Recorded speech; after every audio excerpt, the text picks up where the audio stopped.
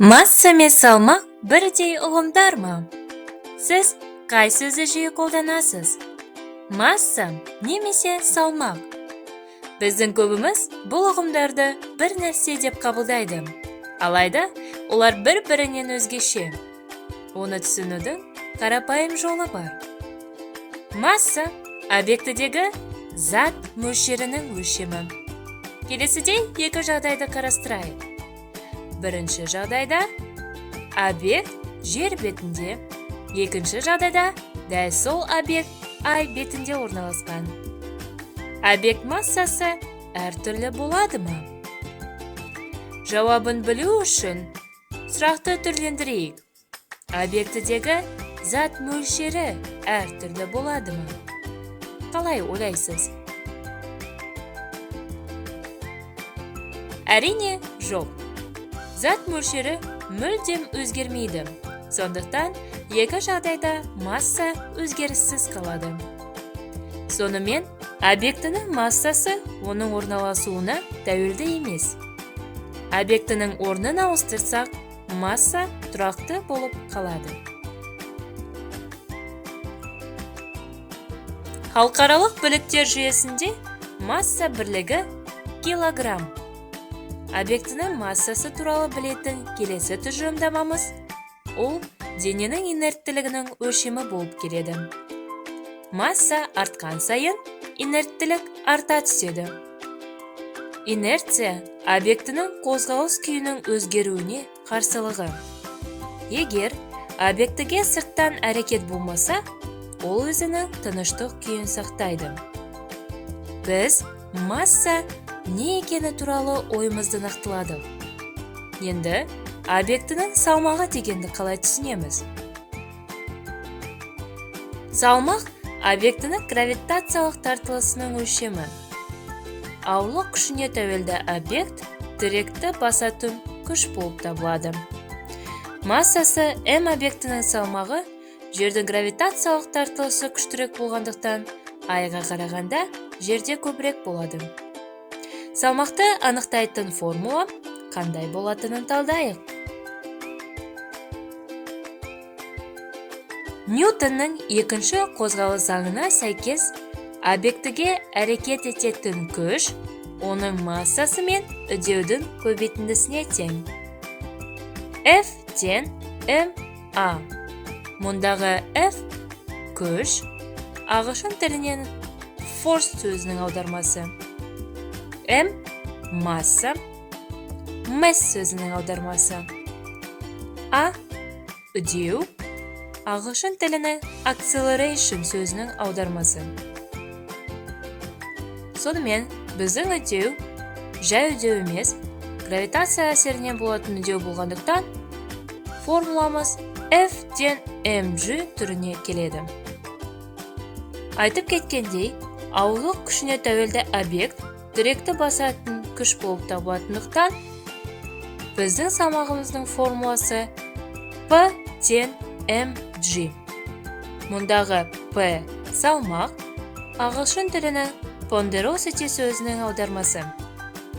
Кей оқулықтарда салмақты W әрпімен береді. Себебі салмақты ағылшын тіліндегі басқа аудармасы weight. G дегеніміз айтып кеткендей гравитациялық үдеу, ағылшын тілінде gravitational acceleration деп аталады. Немесе гравитациялық үдеуді еркін түсу үдеуі деп те атайды. Халықаралық бірліктер жүйесінде салмақ бірлігі күш бірлігіне ұқсас. Ньютонмен беріледі. Ғалымның аты болғандықтан, бас N әрпімен белгіленетін болады. Енді гравитациялық үдеу не екеніне тоқталып кетсек.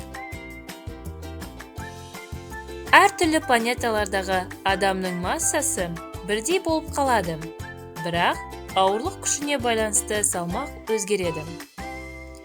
Жер планетасының немесе әлемнің басқа планетасының кез келген астрономиялық дененің объектісіне бағытталған күші бұл ауырлық күші деп айттық.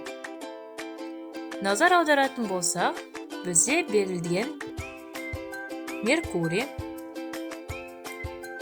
Венера, шолпан, Жер, Марс, Юпитер, Сатурн,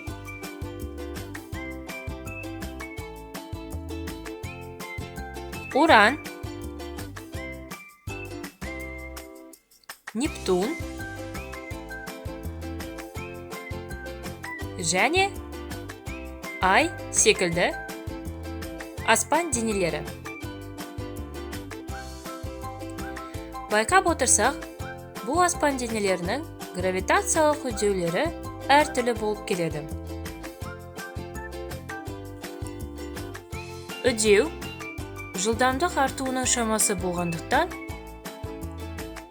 жылдамдықтың өзгерісінің уақытқа өзгерісінің қатынасы үдеуді береді. Жылдамдық бізде метр секундпен өлшенеді, уақыт секундпен. Метр секундты секундқа бөлетін болсақ, метр секунд квадрат деген өлшем бірлігі алынады. Бұл үдеудің өлшем бірлігі болып табылады. Сондықтан, гравитациялық үдеуді де метр секунд квадратпен өлшейміз. Жердің гравитациялық үдеуі беттегі гравитация бір текті емес таралатындықтан, экваторда, полюсте гравитациялық үдеудің шамасы әртүрлі болып келеді. Экваторда полюске қарағанда азырақ. Жалпы жердің гравитациялық үдеуі 9,81 метр секунд квадрат. Есептер шығарғанда, бұл шаманы біз 10 санына жуықтай аламыз. Айдың гравитациялық үдеуіне назар аударатын болсақ, 1,62 метр секунд квадрат. Жердікімен салыстырғанда, ай бетінің гравитациялық үдеуі шамамен 6 есе аз. Бұл дегеніміз, айда объект жылдамырақ құлайтын болады. Сонымен қатар, айдың бір ерекшелігі атмосфера қабаты жоқ. Ауа кедергісін ескермейміз. Енді қарайтын болсақ, тағы бір ерекшелік Меркурий мен Марстың гравитациялық үдеулері шамамен ұқсас болып келеді. Және Венера мен Уранның гравитациялық үдеулері де ұқсас болып келеді. Бұл планеталардың бетіндегі объектінің салмағы да ұқсас.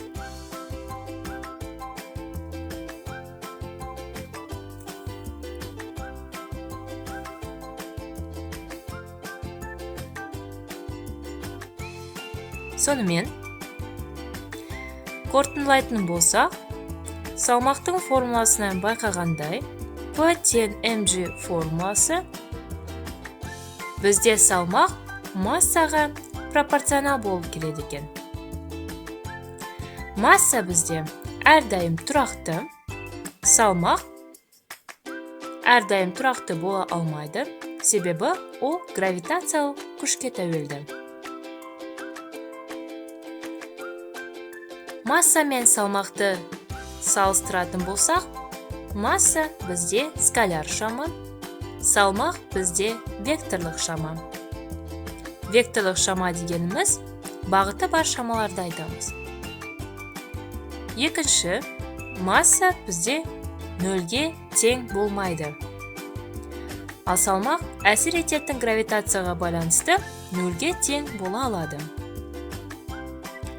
Үшіншіден, орналасуына байланысты бізде масса өзгермейді. Салмақ гравитация әсерімен байланысты орналасуы бойынша өзгереді. Соңғысы, массаны біз таразымен өлшей аламыз. Салмақ серіппелі таразымен өлшенеді.